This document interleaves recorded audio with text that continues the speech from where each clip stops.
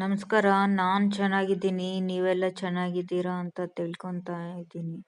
ಹಾಸ್ಪಿಟ್ಲಿಗೆ ಹೋಗಬೇಕು, ಹೋಗ್ತಾ ಇದ್ದೀವಿ. ಹಲ್ಲಿನ ಹಾಸ್ಪಿಟ್ಲು. ತುಂಬ ದಿವಸ ಆಗಿತ್ತು. ಡಾಕ್ಟರ್ ಕರೆದಿದ್ರು, ಹೋದ್ವಿ. ಇದ್ರ ಕಥೆ ಆಮೇಲೆ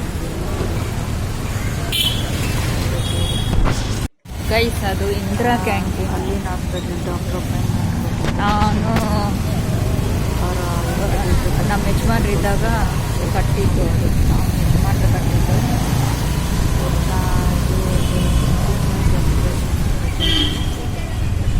ಜನವರಿ 1 ಬರ್ತಾನೆ. ಟ್ರೈನ್ ಹೋಗ್ತಾ ಇದೆ.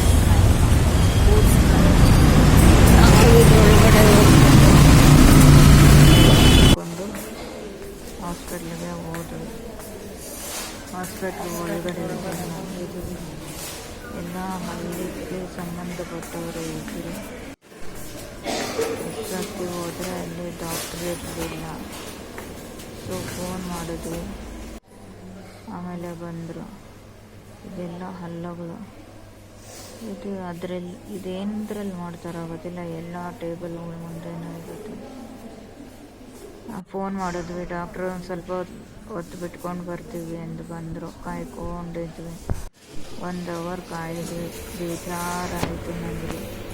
ಸರಿ ಮುಂದುಗಡೆ ಹಾಕಿದ್ವಿ. ಹತ್ತು ಬಿಟ್ಟು ಕೆಳಗಡೆ ಹೋಗಿ ಪಾರ್ಕಲ್ಲಿ ಹೋಗಿ ಕೂತ್ಕೊಂಡ್ವಿ. ಅಲ್ಲಿ ಪೊಲೀಸ್ ಅವರೊಬ್ಬರು ಓಡಿ ಬಂದರು. ಈ ಕಡೆ ಗೇಟಿಂದ ಆ ಕಡೆ ಗೇಟ್ಗೆ ಓಡಿ ಹೋದ್ರು. ಏನಪ್ಪ ಅಂತ ನೋಡೋಕೆ ಹೋದ್ರೆ ಅಲ್ಲಿ ಯಾರೋ ಬಿದ್ದೋಗಿದ್ದರು. ನೋಡಿ, ನನ್ನ ಹಿಂದ್ಗಡೆ ಇರೋ ನನ್ನ ಕ್ಯಾಮ್ರಾ ನೋಡಿಬಿಟ್ಟು ಮುಖ ಎಲ್ಲ ಮುಚ್ಕೊತಾ ಏನೋ ಇದು ಪಾರ್ಕು. ಇಲ್ಲಿಗೆ ಬಂದಮೇಲೆ ಅದೇ ಪೊಲೀಸವರು ಓಡೋದ್ರು ಆ ಕಡೆ. ಅಲ್ಲಿ ಒಬ್ಬರು ಆಕ್ಸಿಡೆಂಟ್ ಏನೋ ಆಗಿ ಬಿದ್ದೋಗಿದ್ರು. ಅವ್ರನ್ನ ಇಟ್ಕೊಂಡು ಆಂಬುಲೆನ್ಸ್ ಫೋನ್ ಮಾಡಿ ಕರ್ಕೊಂಡು ಹೋಗ್ತಾ ಇದ್ರು. ಅಲ್ಲಿರೋರ ಹತ್ರ ಏನೋ ಎನ್ಕ್ವೈರಿ ಮಾಡಿಕೊಂಡು ಏನೋ ಬರ್ಸ್ಕೊತಾ ಇದ್ರು. ಜೋರಾಗಿ ಬೈತಾ ಇದ್ರು. ಮಳೆ ಬೇರೆ ತುಂಬ ಜೋರಾಗಿ ಬೈತಾ ಇದ್ರು ಪೊಲೀಸವರು ಅವ್ರನ್ನ. ಆ ಕ್ಲಿಪ್ ಹಾಕ್ಸಿದ್ದು ಯಾವಾಗ ಅಂದರೆ ಕೊರೋನಾ ಟೈಮಲ್ಲಿ 2019 ಜೂನಲ್ಲಿ ಕ್ಲಿಪ್ ಹಾಕ್ಸಿದ್ದು.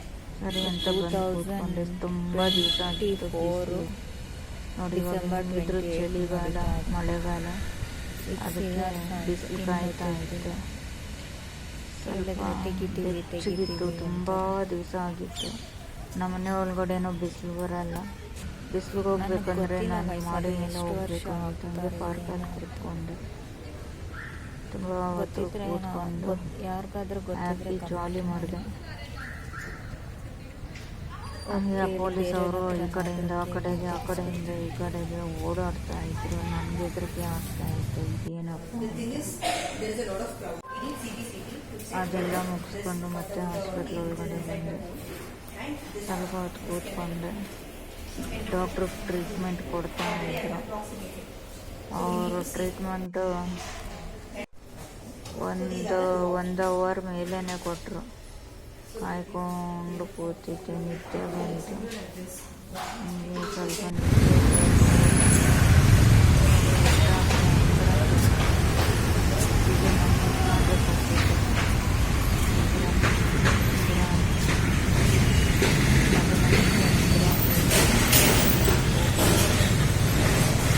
ಅವರು ನಮ್ಮ ಯಜಮಾನ್ರ 2017 ಇರಬೇಕು ಅನಿಸುತ್ತೆ. ಅವಾಗೆಲ್ಲ ಇಂದಿರಾ ಕ್ಯಾಂಟೀನ್ಗೆ ಆರ್ಡ್ರ್ ಆಗಿತ್ತು ಗೌರ್ಮೆಂಟಿಂದ ಹೊಸ್ದಾಗಿ ನೋಡಿ. ಆವಾಗ ನಾವಿದೊಂದು ಕಟ್ಟಿದ್ವಿ. ಸುತ್ತಮುತ್ತ ವಿಡಿಯೋ ಮಾಡಿದೆ ಇರಲಿ ನೆನಪಿಗೆ ಅಂತ. ಇದು ಇವಾಗ ಹಾಕಿದ್ದಾರೆ, ಮೊದಲೇ ಇರಲಿಲ್ಲ. ನಾವು ಹಾಕಿದ್ದೆಲ್ಲ ವಾಟ್ರ್ ಫಿಲ್ಟ್ರ್. ಹಿಂಗೆ ಒಂದು ಸುತ್ತ ಹಾಕ್ಕೊಂಡು ಒಳಗಡೆ ಎಲ್ಲ ತಿಂತಾಯಿದ್ರು. ಹಾಕ್ಕೊಂಡು ಬರ್ತಾ ಇದೆ. ಈ ತಾತ ಏನಮ್ಮ ವಿಡಿಯೋ ಮಾಡ್ತಿದ್ದೀಯ ಅಂದರೆ ಹೇಳ್ದೆ ತಾತ ಇದು ನಮ್ಮ ಏನ್ ತಾತ? ಓ ಹೌದಾ ಇದು ನಮ್ಮ ಯಜಮಾನ್ರು ಕೊಟ್ಟಿದ್ದು, ಟೈಮ್ ಆಗೋದಿತ್ತು ಅದಕ್ಕೆ ನೆನಪಿಗೋಸ್ಕರ ತೆಗಿತಾ ಇದ್ದೀವಿ. ಮನುಷ್ಯರು ಇಲ್ದಿದ್ರು ಅದ್ರ ನೆನಪಿಗೆ ಇರುತ್ತೆ ಅಂದ್ಬಿಟ್ಟು ಹೋಗಿ ಅದನ್ನ ಸುತ್ತು ಎಲ್ಲ ಒಂದು ವಿಡಿಯೋ ತೆಗೆದುಕೊಂಡು ಬಂದೆ. ಒಳಗಡೆ ತೆಗೆದಿದ್ರೆ ಬಿಡ್ತಾ ಇದ್ರು, ನಾನು ಒಳಗಡೆ ಹೋಗಲಿಲ್ಲ, ನನಗೆ ಎಷ್ಟೊಂದು ಟೈಮ್ ಇರಲಿಲ್ಲ. ಆವಾಗ ಏನದು ಕಾಂಗ್ರೆಸ್ ಗೌರ್ನಮೆಂಟು ಇಂದಿರಾ ಕ್ಯಾಂಟೀನ್ಗೆಲ್ಲ ಆರ್ಡ್ರ್ ಮಾಡಿತ್ತು ನೋಡಿ, ಎಲ್ಲ ನಮ್ಗೆ ಫುಲ್ಲು ಓಲ್ ಕರ್ನಾಟಕದಲ್ಲಿ. ಆವಾಗ ನಮಗೆ ಒಂದು ಕೊಟ್ಟರು, ನಾವು ಅದನ್ನು ಕಟ್ಟಿದ್ವಿ. ಮೇ ಬಿ ಇದು 2017 ಅಂದ್ಕೊತೀನಿ. ಅಲ್ಲಿ ಬೋರ್ಡ್ ಹಾಕಿದ್ರೆ ಏನೋ ನಾನು ಅಬ್ಸರ್ವ್ ಮಾಡಿಲ್ಲ, ನನಗೆ ಟೈಮ್ ಆಗಿತ್ತು ಅಂತ ಬಂದುಬಿಟ್ಟೆ. ಸರಿ, ಯಾವತ್ತೂ ರೋಡಲ್ಲಿ ಹೋಗೋವಾಗ ಯಾವಾಗಲೂ ನೋಡ್ಕೊಂಡು ಹೋಗ್ತಾ ಇದ್ದಿದ್ದು. ಸರಿ, ಇವತ್ತು ಏನಾದರೂ ಮಾಡಲಿ ವಿಡಿಯೋ ತೆಗೆದು ಬಿಡೋಣ ಅಂದ್ಬಿಟ್ಟು ಹೋಗಿ ವಿಡಿಯೋ ಮಾಡಿಬಿಟ್ಟೆ. ತುಂಬ ಸತಿ ಹೋಗ್ತಾಯಿದ್ದೆ, ಯಾವಾಗಲೂ ವಿಡಿಯೋ ಮಾಡಬೇಕು ಅಂದ್ಕೊಂಡು ಹೋಗ್ತಾಯಿದ್ದೆ. ಅಂದ್ಕೊಂಡು ಹೋಗ್ತಾಯಿದ್ದೆ, ಬಟ್ ಆಗ್ತಾನೇ ಇರಲಿಲ್ಲ. ಸರಿ, ಇವತ್ತು ಒಂದು 5 ನಿಮಿಷ ಅಂದ್ಬಿಟ್ಟು ನನ್ನ ಮಗನ್ನ ಅಲ್ಲೇ ನಿಲ್ಲಿಸ್ಬಿಟ್ಟು ಓಡೋಗಿ ಅದು ಸುತ್ತು ಏನಿದೆಯೋ ಅದನ್ನು ತೆಗೆದುಕೊಂಡು ಬಂದೆ. ಒಳಗಡೆ ಹೋಗಲಿಲ್ಲ. ಒಳಗಡೆ ಇರೋರು ಎಲ್ಲರೂ ಹೊಸಬರೇ ಇರ್ತಾರೆ, ನನಗೆ ಪರಿಚಯ ಇರಲ್ಲ. ಅದಕ್ಕೆ ನಾನು ಬಂದುಬಿಟ್ಟೆ. ನಮ್ಮ ಯಜಮಾನ್ರ ಹೆಸರು ಹೇಳಿದರೆ ಗೊತ್ತಾಗ್ತಾ ಇತ್ತೇನೋ, ಬಂದುಬಿಟ್ಟೆ. ನೋಡಿ, ಇಲ್ಲಿ ರೋಡು ಕೆಲಸ ಎಲ್ಲ ಮಾಡ್ತಾಯಿದ್ರು, ಇವರು ಗೊತ್ತಿರೋರೆ ನಮಗೆ, ನಮ್ಮ ಹತ್ರ ಕೆಲಸ ಮಾಡ್ತಾ ಇದ್ದವ್ರೆ. ಅವರು ರೋಡಲ್ಲಿ ಮಾತಾಡಿಸಿದ್ರು, ಅವ್ರನ್ನೂ ಮಾತಾಡಿಸ್ಕೊಂಡು ಬಂದೆ. ಎಲ್ಲರೂ ನೆನೆಸ್ಕೊಂಡು ಬೇಜಾರು ಬೀಳ್ತಾಯಿದ್ರು. ಏನು ಮಾಡೋಕ್ಕಾಗುತ್ತೆ ಅಂದ್ಬಿಟ್ಟು ನಮ್ಮ ಹಣೆ ಬರಹ ಅಂತ ಅಂದ್ಕೊಂಡು ಬಂದ್ವಿ. ಇನ್ನೂ ತಿಳ್ಕೊಂಡ್ರೆ ಇನ್ನೂ ತಲೆನೋವು ಬಂದುಬಿಡುತ್ತೆ. ಸರಿ, ಅಲ್ಲಿಂದ ಬಂದ್ವಿ. ಇದೆಲ್ಲ ನಮ್ಮ ಮನೆ ಹತ್ರನೇ. ಮನುಷ್ಯರು ಹೋದ್ರೂ ನಾವೇನಾದರೂ ಕಟ್ಟಿದ್ರೆ ಅದು ನೆನಪಿಗೆ ಇರುತ್ತೆ. ಒಂದು 50 ವರ್ಷನಾದರೂ ಇರುತ್ತೆ. ಅದು ನಾವಾದರೂ ಇರ್ತೀವೋ ಇಲ್ವೋ, ಅದೊಂದು 50 ವರ್ಷ ಇರುತ್ತೆ ಅನಿಸುತ್ತೆ. ಎಲ್ಲ ಕಿತ್ತೋಗಿತ್ತು, ಬಟ್ ಒಳಗಡೆ ಎಲ್ಲ ಯೂಸ್ ಮಾಡಿ ಕಿತ್ತೋಗಿತ್ತು ಅಂದರೆ ಎಲ್ಲ ಗಲೀಜು ಮಾಡಾಕ್ಬಿಟ್ಟಿದ್ರು. ಹೊರ್ಗಡೆ ಎಲ್ಲ ನೋಡಿಕೊಂಡು ಹಂಗೆ ರೌಂಡ್ ಹಾಕ್ಕೊಂಡು ಬಂದ್ವಿ. ಅದು ಏನು ನಮ್ಮದೇನಲ್ಲ, ಅದು ಗೌರ್ಮೆಂಟ್ ಅವರು ಆರ್ಡ್ರ್ ಕೊಡ್ತಾರೆ.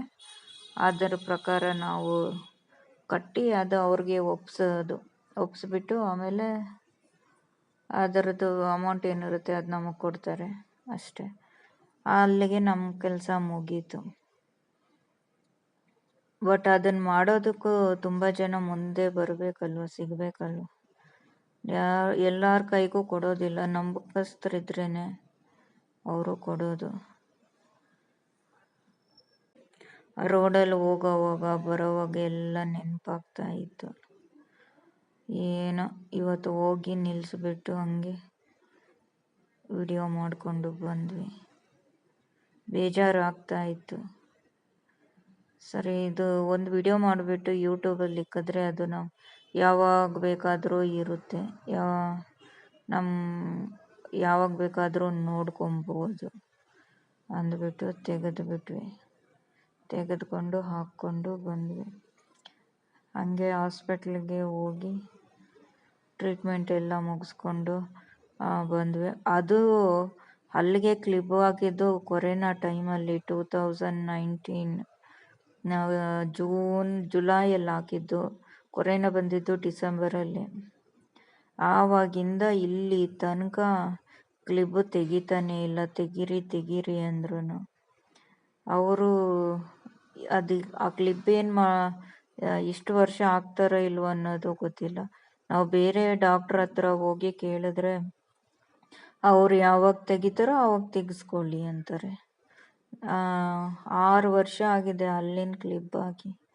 ಇನ್ನೂ ಎಷ್ಟು ವರ್ಷ ಆಗಬೇಕು ಗೊತ್ತಿಲ್ಲ. ಅದು ಗೌರ್ಮೆಂಟ್ ಹಾಸ್ಪಿಟ್ಲು.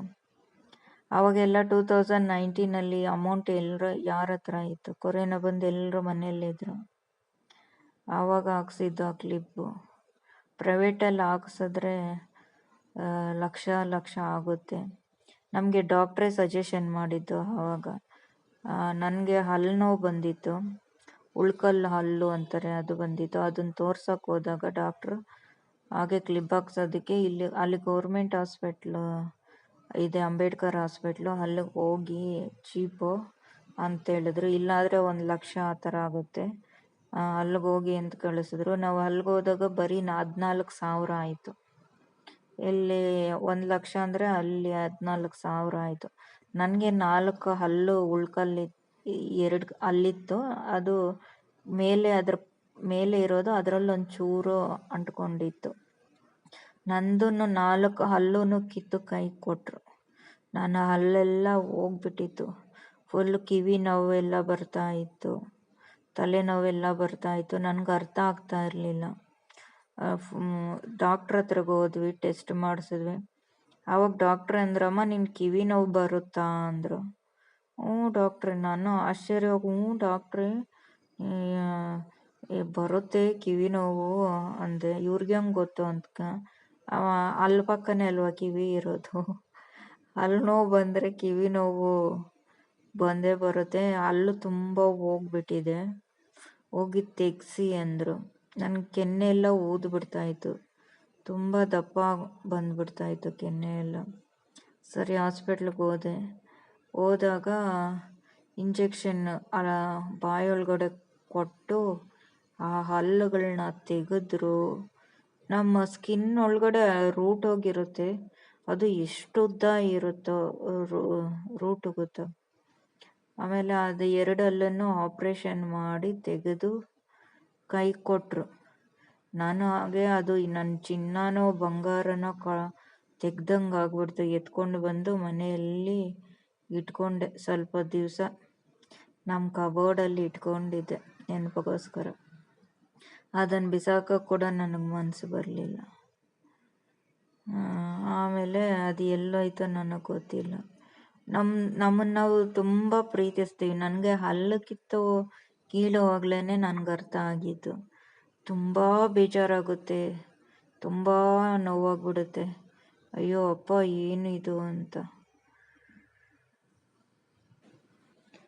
ಫೈನಲಿ ನಮ್ಮನೆ ಹತ್ರಕ್ಕೆ ಬಂದ್ವಿ. ಇದು ನಮ್ಮನೆ ಪಾರ್ಕಿಂಗ್ ಏರಿಯಾ. ಗಾಡಿಗಳೆಲ್ಲ ನಿಲ್ಲಿಸಿದ್ರು, ಸುಸ್ತಾಗ್ಬಿಟ್ಟಿತ್ತು. ಬಿಸಿಲು ಬೇರೆ ಇತ್ತು ಇವತ್ತು. ಹಂಗೆ ಗಾಡಿ ನಿಲ್ಲಿಸ್ಬಿಟ್ಟು ಮನೆ ಕಡೆ ಹೊರಟ್ವಿ.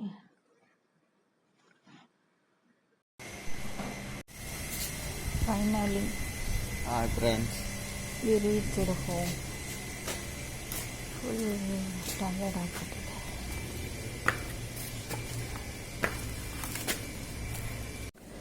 ನಮ್ಮ ಮನೆಗೆ ಇನ್ನೂ ಒಂದು ನ್ಯೂ ಗೆಸ್ಟ್ ಬಂದಿದೆ, ಅದು ತೋರಿಸ್ತೀನಿ.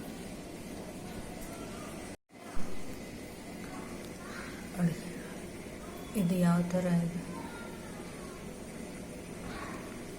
ಗೈಸ್. ಇದು 2,500 ಈ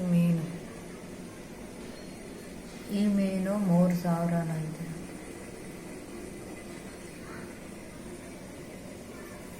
ನಮ್ಮೂರ ಕೆರೆಯಲ್ಲಿ ಇದೇ ಥರ ಮೀನಿತ್ತು, ಇದೇ ಥರ ಮೀನುಗಳಿರ್ತಾಯಿತ್ತು. ಹಿಡ್ಕೊಂಬಂದು ತಿಂತಾ ಇದ್ವಿ. ಎಷ್ಟು ಬೆಲೆ ಇದಕ್ಕೆ. ಇದು ನೋಡಿದ ತಕ್ಷಣ ನಾನು ಹಂಗೆ ಅಂದೆ, ನಮ್ಮೂರ ಕೆರೆಯಲ್ಲಿರೋ ಮೀನು ಇದು ನೋಡಿ ಹೆಂಗಿದೆ. ಅದು ಉದ್ದ ಆಗ್ತಾ ಸ್ನೇಕ್ ಥರ ಬರುತ್ತಂತೆ. ಇಲ್ಲಿಂದ ಹಿಡಿದು ಎಲ್ಲರಿಗೂ ಬೆಳೆಯುತ್ತಂತೆ 1 ತಿಂಗಳಿಗೆ. ಇವುಗಳಿಗೆ ಎಷ್ಟು ಡಿಮ್ಯಾಂಡ್ ಇದೆಯೋ.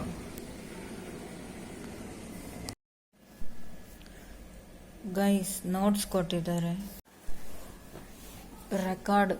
ನಾನು ರೆಕಾರ್ಡ್ ಬರೀತಾ ಇದ್ದೀನಿ.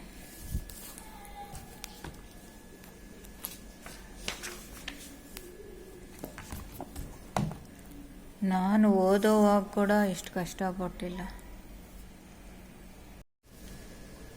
ನನ್ನ ಮಗಂದು ರೆಕಾರ್ಡ್ ಎಲ್ಲ ನಾನೇ ಬರಿಬೇಕು.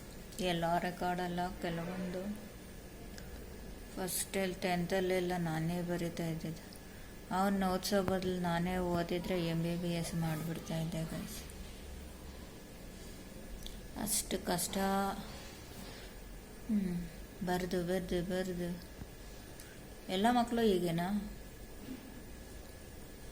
ಅವ್ರಿಗೇನಾದರೂ ರೆಕಾರ್ಡ್ ಕೊಟ್ಟರೆ ಬೇರೆಯವರು ಅಂದರೆ ಅವ್ರಿಗೇನೋ ಒಂದು ಸುಮ್ಮನೆ ಇಷ್ಟು ಕೊಡಲ್ಲ, ಒಂದು ಅಷ್ಟು ಉದ್ದ ಕೊಡ್ತಾರೆ. ಅವರು ಪಾಪ ಒಂದೇ ಸತಿ ತಂದು ತಲೆ ಮೇಲೆ ಹಾಕ್ಬಿಡ್ತಾರೆ. ಅವರು ಎಲ್ಲಿ ಬರೆಯೋಕ್ಕಾಗುತ್ತೆ?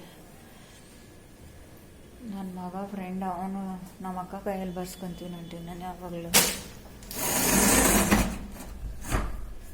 ಒಂದೇ ಸತಿ ಎತ್ಕೊಂಬಂದು ತಲೆ ಮೇಲೆ ಅಷ್ಟು ರೆಕಾರ್ಡ್ಗಳು ಕೊಟ್ಟರೆ ಅವ್ರು ಹೆಂಗೆ ಬರೆಯೋಕ್ಕಾಗುತ್ತೆ? ಎಕ್ಸಾಮ್ಗಳು ಹತ್ರ ಇಟ್ಕೊಂಡು.